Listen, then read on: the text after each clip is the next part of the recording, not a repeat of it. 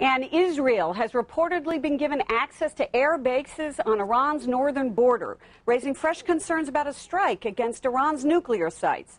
Citing American officials, Foreign Policy magazine reports that Iran's next-door neighbor, Azerbaijan, has quietly granted Israel permission to use the bases, part of a growing security relationship. AFP quotes Azerbaijan officials as hotly denying the arrangement.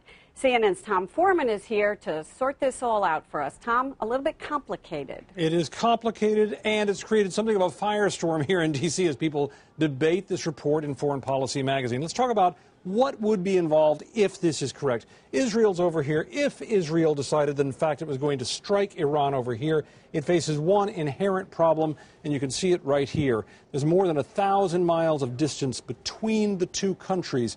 An attack of this size, according to previous analysis, would involve 125 different planes flying this distance.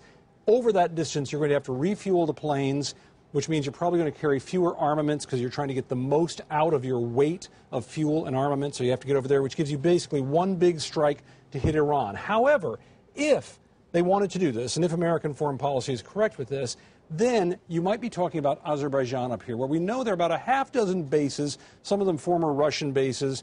But Azerbaijan and Israel have been building closer ties for a number of years now, diplomatically and in terms of their economies and in terms of defense systems back and forth. How tight, we can't entirely say, but we do know these bases are up here. And if the Israelis, in fact, gained access to these through some kind of cooperative deal, which the Azeris are currently denying, look at the difference. Now, the strike distance from up in here in Azerbaijan to down into here is going to be somewhere between 400 and 500 miles. Why does that make a big difference? This is why it makes a big difference. Because the simple truth is, if you start flying with F-15s and F-16s, bringing in bunker buster bombs like this, you're going to be traveling at anywhere from 1 to 2 times the speed of sound, depending on how fast you come in. Covering that shorter distance now gets cut down to maybe 40 minutes, something like that. You're able to come in. These planes can carry these armaments. They can strike very fast in all conditions, day or night, no matter the weather, and they're good at defending themselves as they try to get out, because we also know that the Iranians have very good air defense systems, and they seem to have some of these around these nuclear facilities. Why does all of this matter? The simple truth is, if that's what happened, and if in fact we were able to see this sort of thing happen, if it went that way, being that much closer would give the Iranians, or the Israelis, an advantage of speed. Obviously, they come in faster. With speed comes surprise. You're no longer flying over several different airspaces of different countries that might alert the Iranians that this was underway. They could possibly engage their targets in Iran longer because they'd be closer to being able to refuel, maybe fly another sortie, maybe hang around longer because they have more fuel, and they're closer to overall support. If one of their planes gets shot down, a helicopter from Azerbaijan could come in and rescue someone. They could get more fuel. They could do all sorts of things that might make a difference.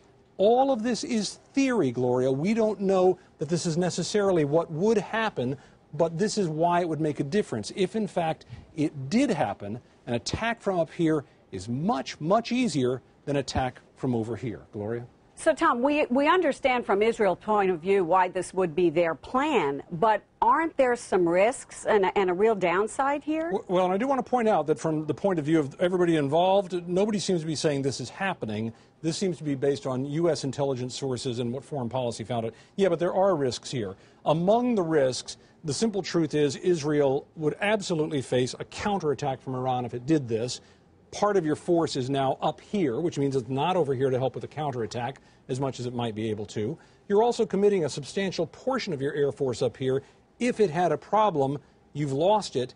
You also run the worldwide risk that would scare a lot of people of dragging other people in, including the Caucasus region up here between the Black Sea and the Caspian Sea, the bridge to Russia.